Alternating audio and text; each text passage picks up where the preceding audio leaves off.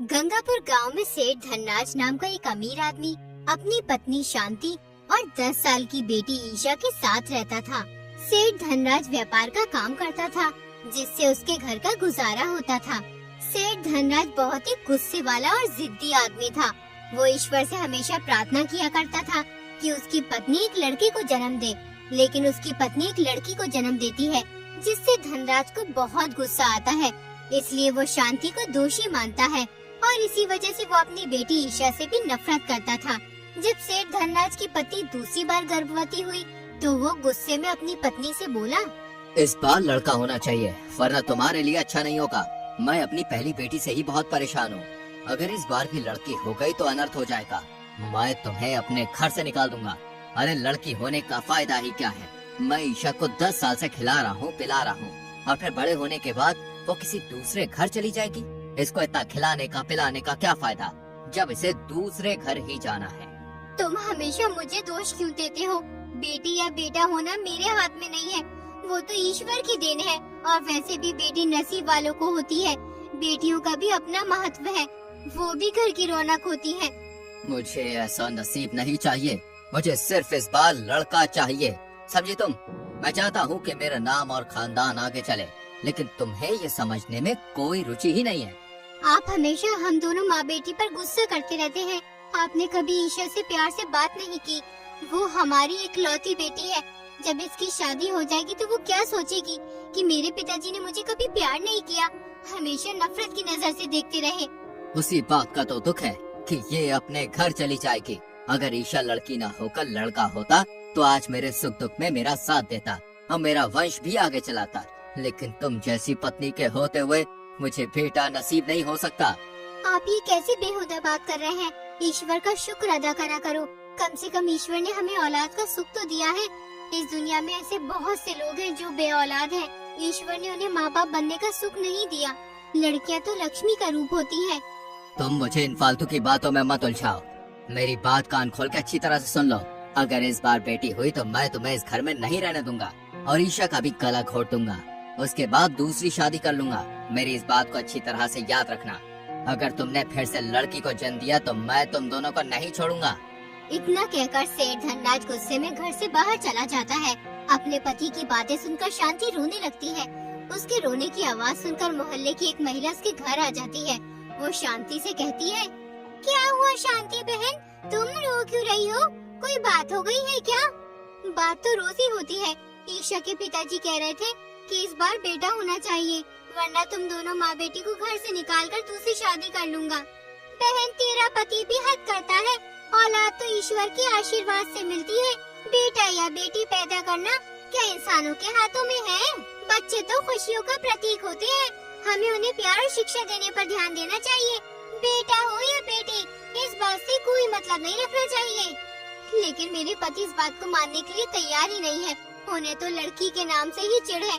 वो चाहते हैं कि इस बार मैं लड़के को जन्म दूं। मुझे तो हर वक्त डर लगता रहता है। ईश्वर करे इस बार तू बेटे को जन्म दे, वरना तेरा पति तुझे मार डालेगा। चल बहन मैं अब चलती हूँ, घर में बहुत काम पड़ा है। सारा दिन काम में निकल जाता है, 2 मिनट आराम का समय भी नहीं मिलता। वो महिला अपने घर चली जाती है। यूं ही काफी दिन बीत जाते हैं। शांति के प्रसव का समय नजदीक आ गया था, इसलिए उसने सोचा, ऐसा करती हूँ अपनी माँ के घर चली जाती हूँ। ईश्वर न करे अगर लड़की पैदा हो गई तो ये आदमी मुझे और मेरी बेटी को कहीं मार न डाले। अगर मैं अपने घर चली जाऊंगी तो शायद इनका गुस्सा थोड़ा ठंडा हो जाए। अगले दिन शांति अपने पति सेठ धनराज से कहती है, मैं आज अपने घर जा रही हूँ। माँ की तबीयत बहुत खराब है, उन्हें ही देखने जा रही हूँ। घर की देखभाल करने वाला कोई नहीं है। मेरे जाने से शायद उनकी तबीयत सही हो जाए। मैं चली जाऊंगी तो वो अपने सुख दुख की बात करके अपना मन हल्का कर लेंगी। तुम्हारा इस हाल में जाना सही नहीं होगा। अगर फिर भी तुम्हें जाना है तो जा, लेकिन मेरी एक बात याद रखना, अगर लड़का हो तो वापस आ जाना, और लड़की हो तो वापस आने की कभी सोचना भी मत, वरना मैं तुम्हें घर में घुसने नहीं दूंगा। शांति अपनी बेटी ईशा को लेकर अपने घर की ओर चल पड़ती है। वो रास्ते में चलती हुई आंखों में आंसू लिए ईश्वर से प्रार्थना करती हुई चल ही रही थी। ईश्वर इस बार तुम मुझे लड़का दे दो, मुझ पर कृपा करो, वरना मेरी जिंदगी खराब हो जाएगी। कुछ ही देर में वो अपने घर पहुंच जाती है। यूं अचानक बगैर बताए शांति को इस हाल में आता देख उसका भाई मुकेश बहुत परेशान होता है। वो जल्दी से शांति को चरपाई पर बिठाकर उसे पानी लाकर देता है। दीदी, तुम यूं बगैर बताए अकेले क्यों चली आई? जीजा जी को साथ ले आती या मुझे बुला लेती, मैं तुम्हें लेने चला आता।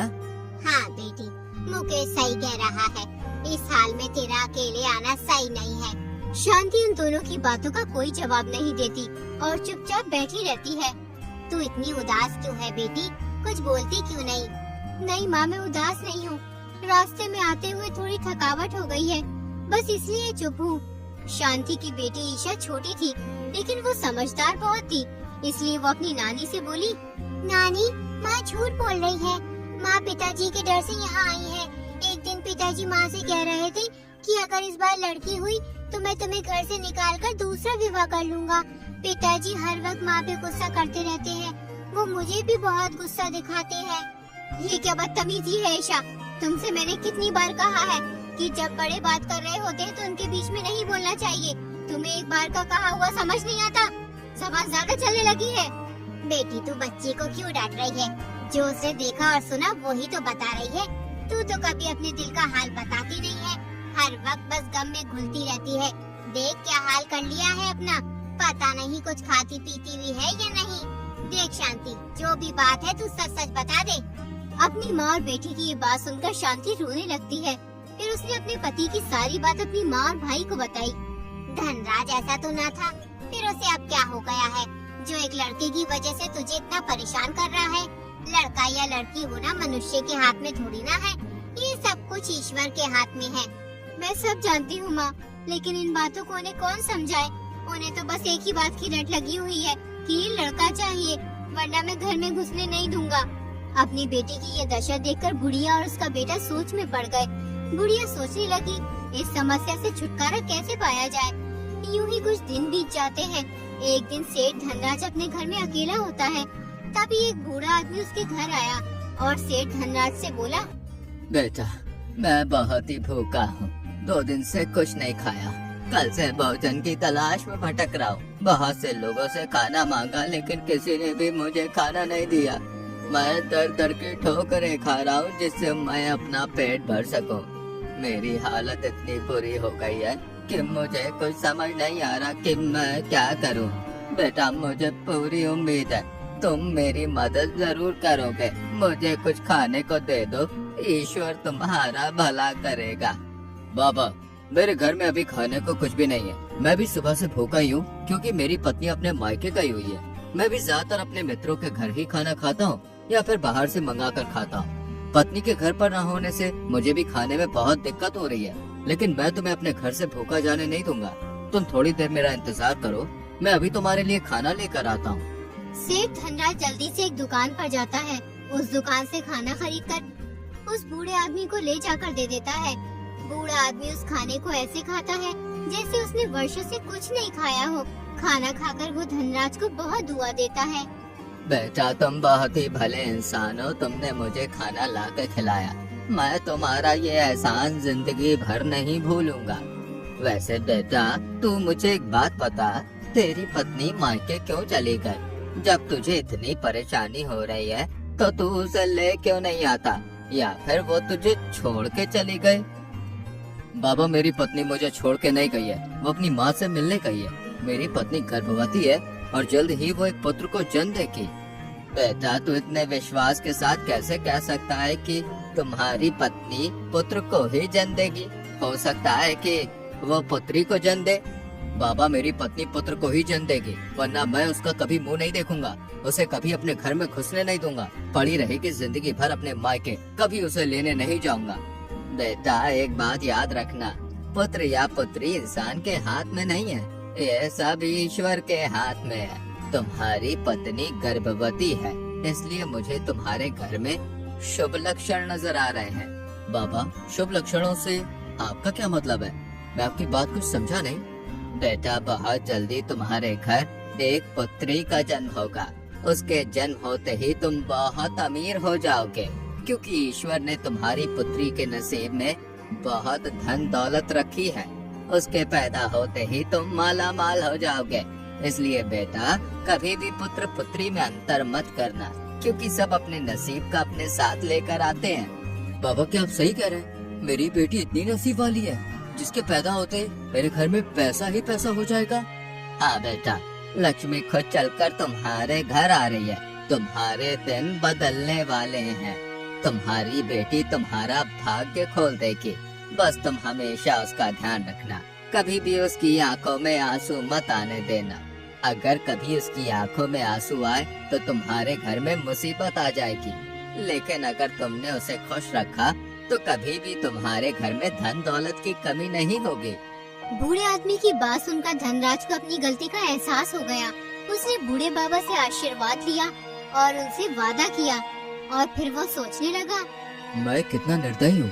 बेचारी शांति पर कितना जुल्म किया। मैंने कभी उसकी कोई बात ही नहीं सुनी। लेकिन आज मुझे शांति तुम्हारी कमी महसूस हो रही है। आज के बाद मैं अपनी बेटी और पत्नी को कभी भी दुख नहीं दूंगा और न ही आने वाली बच्ची को कभी दुख दूंगा। वो तो मेरा भाग्य है। मैं उसे हमेशा खुश रखूंगा, कभी भी उसकी आंखों में आंसू नहीं आने दूंगा। मैं आज ही जाकर शांति को वापस ले आऊंगा। सेठ धनराज फौरन ही अपनी पत्नी को लेने उसके मायके चला जाता है और शांति को अपने घर ले आता है। धनराज के स्वभाव में बदलाव देखकर शांति उससे कहती है, क्या हो गया तुम्हें? पहले से बहुत बदले बदले लग रहे हो। तुमने तो कहा था कि जब तक लड़का पैदा ना हो घर में मत घुसना, फिर तुम मुझे क्यों लेने आ गए? अगर लड़की हो गई तो फिर आप क्या करेंगे? मुझसे गलती हो गई शांति, मैंने तुम्हें बहुत कष्ट दिया। लड़की या लड़का पैदा होना तुम्हारे हाथ में नहीं है, वो तो ईश्वर की देन है। वैसे भी लड़की हो या लड़का, अब मुझे इस बात से कोई मतलब नहीं। सब अपने अपने नसीब का अपने साथ लेकर आते हैं। धनराज में अचानक यूँ परिवर्तन आने से शांति बहुत खुश होती है और ईश्वर का शुक्र अदा करती है। फिर कुछ ही दिनों में शांति एक और बहुत ही सुंदर बेटी को जन्म देती है। धनराज अपनी बेटी की खबर सुनकर दौड़ा चला आता है और अपनी बेटी को उठाकर उसे प्यार करने लगता है। उस लड़की का नाम वो नैना रखता है। यूं ही कुछ साल बीत जाते हैं। जैसा उस बूढ़े आदमी ने कहा था वो सब सच होता है। सेठ धनराज दिन पर दिन मालामाल होता जा रहा था, इसलिए धनराज अपनी बेटी नैना को बहुत ख्याल रखता था। नैना के साथ साथ वो ईशा को भी बहुत खुश रखता था। नैना और ईशा भी अपने पिताजी का प्यार देखकर बहुत खुश थी। शांति कभी कभी धनराज से कहती, इन्हें इतना प्यार मत करो वरना तुम इन्हें बिगाड़ दोगे। जिस चीज की जरूरत हो केवल वही लाया करो, क्योंकि जरूरत से ज्यादा चीज इंसान को बिगाड़ देती है। अरे भगवान, मेरे पास ये सब धन दौलत इन्हीं के नसीब की वजह से तो है। अब इनके लिए नहीं लाऊंगा तो भला मैं किसके लिए लाऊंगा?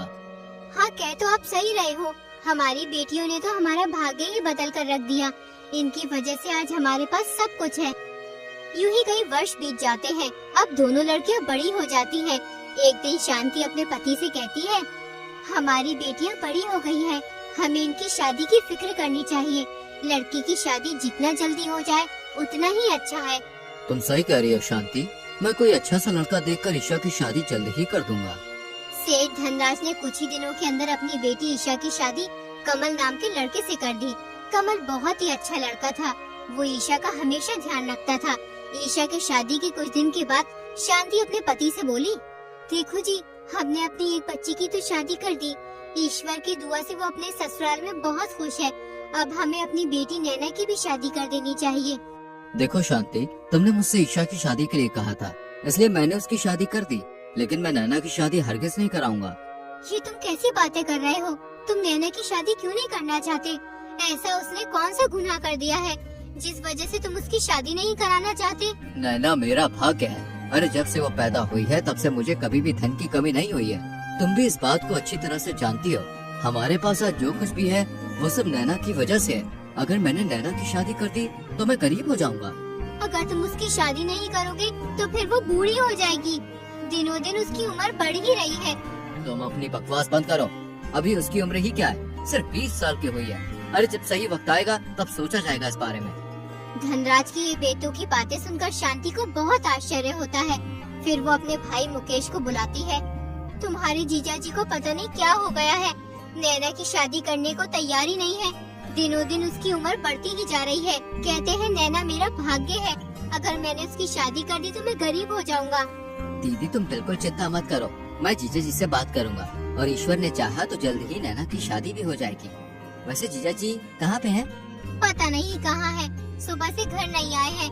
कहकर गए थे कि मैं किसी जरूरी काम से जा रहा हूँ, 1 घंटे में वापस आ जाऊंगा, लेकिन अभी तक नहीं आए हैं। आ जाएंगे, किसी काम से गए होंगे। अच्छा दीदी अब मैं चलता हूँ। मुकेश घर से निकला ही था कि तभी उसकी नजर अपने जीजा पर पड़ी। अरे जीजा जी कहाँ से आ रहे हो? मैं कब से आपका इंतजार कर रहा था। मैं किसी जरूरी काम से गांव के मुखिया से मिलने गया था। जीजा जी काम तो जीवन भर होते रहेंगे, कभी इन कामों से समय निकालकर नैना की शादी के बारे में सोचिए। कोई अच्छा सा लड़का ढूंढकर उसकी शादी कर दीजिए। नैना की अब शादी की उम्र हो गई है। मुकेश की ये बात सुनकर धनराज को बहुत गुस्सा आया। वो गुस्से में बोला, तुम होते कौन हो इस मामले में बोलने वाले? तुम भी अपनी बहन की तरह, वो भी सारा दिन मेरे सर में दर्द रखती है, और अब तुम आ गए हो। अरे जब मेरी मर्जी होगी तब कर दूंगा मैं अपनी बेटी की शादी। जीजा जी इतना गुस्सा अच्छा नहीं है सेहत के लिए। उस बूढ़े आदमी ने नैना को खुश रखने के लिए कहा था, उसे बांध कर रखने के लिए नहीं। मेरी बात मानो, आपको उसकी शादी कर देनी चाहिए। मुकेश के मुंह से बूढ़े आदमी का नाम सुनकर धनराज चौंक जाता है। वो मुकेश से कहता है, तुम उस बूढ़े आदमी को कैसे जानते हो? और तुम्हें कैसे पता कि उस बूढ़े आदमी ने मुझसे नैना को हमेशा खुश रखने के लिए कहा था? जब वो बूढ़ा आदमी मेरे घर आया था उस वक्त मेरे घर में और कोई भी नहीं था। अरे जीजा जी उस दिन आपके घर में जो बूढ़ा आदमी आया था ना, वो मैं ही था। आप मुझे उस बूढ़े आदमी के भेष में पहचान नहीं पाए। इसका मतलब वो बूढ़े आदमी तुम थे? तुमने मुझे बेवकूफ बनाया। आखिर तुमने ऐसा क्यों किया? जब दीदी बगैर बताए अचानक घर चली गई थी, उनके चेहरे पर अजीब सी उदासी छाई हुई थी। मुझसे अपनी बहन का उदास चेहरा नहीं देखा गया। दीदी ने मुझे अपनी सारी बातें बताई कि तुम्हें लड़का चाहिए, वरना तुम उसे घर से निकाल दोगे और ईशा को भी मार दोगे। इसलिए मैंने तुम्हारी अकड़ ठिकाने लगाने के लिए ये सब किया। तुमने मेरे साथ अच्छा नहीं किया मुकेश। तुम्हारी वजह से मैं समझता रहा कि मेरे पास जो धन है, जो दौलत है, वो सब नैना के भाग्य की वजह से है। लेकिन वो सब झूठ था। तुम एक नंबर के धोखेबाज और फरेबी इंसान हो। तुम जैसे इंसान से मैं बात करना भी पसंद नहीं करता। आज के बाद तुम्हें मेरे घर आने की कोई जरूरत नहीं है। इतना कहकर सेठ धनराज अपने घर चला गया। घर पहुंचते ही उसने नैना और शांति को परेशान करना शुरू कर दिया। वो शांति को उल्टी सीधी बातें कहने लगा। नैना ने पहली बार अपने पिता का ये रूप देखा था। जो पिता उसे हमेशा इतने लाड प्यार से रखता था, आज अचानक उन्हें क्या हो गया था? पिताजी आपको क्या हो गया है? आपने कभी मेरी आंखों में आंसू नहीं आने दिए और आज आप मुझे इतना बुरा भला कह रहे हैं। मुझसे कोई गलती हो गई है तो मुझे माफ कर दीजिए, लेकिन मेरे साथ ऐसा व्यवहार मत कीजिए। चुप कर। तेरी वजह से मैं सालों से मूर्ख बनता रहा। अब मुझे तेरी कोई जरूरत नहीं। जल्दी मैं तेरी शादी कर दूंगा और फिर कभी तेरी शक्ल नहीं देखूंगा। धनराज ने कुछ ही दिनों के अंदर नैना की शादी कर दी। नैना की शादी होते ही धनराज पर मुसीबतों का पहाड़ टूट पड़ा। उसके सारे कारोबार बंद हो गए। वो कंगाल हो गया। लोगों का उस पर बहुत कर्ज हो गया। घर में सुबह शाम लोग तकाजा करने आने लगे। कर्ज की वजह से घर गिरवी रखना पड़ा। जब ईशा और नैना को अपने पिता की हालातों का पता चला तो वो तुरंत अपने घर चली आई। पिताजी आप मेरे और दीदी के कहने बेचकर अपना कर्ज उतार दो। अपनी बेटियों की ये बातें सुनकर धनराज की आंखों में आंसू आ गए। उसका पत्थर जैसा दिल मोम का बन गया। वो बोला, मेरी बच्चियों मुझे माफ कर दो। मैंने हमेशा तुम्हें बोझ समझा और हमेशा बुरा भला कहता रहा। मैं बहुत बुरा पिता हूँ। ईश्वर मुझे कभी माफ नहीं करेंगे। मैं बहुत बड़ा पापी हूँ। जीवन भर अपने मतलब के लिए सोचता रहा। मुझे अपने करे की सजा मिल रही है। पिताजी आपने कोई पाप नहीं किया। आपने जो किया हमारे भले के लिए किया। हम तुमसे नाराज नहीं हैं। उसके बाद धनराज अपनी दोनों बेटियों को बहुत प्यार करने लगा और धीरे धीरे वो फिर से मालदार होने लगा। अब उसके पास पहले से भी ज्यादा धन दौलत हो गई। धनराज का भाग्य फिर से बदल गया।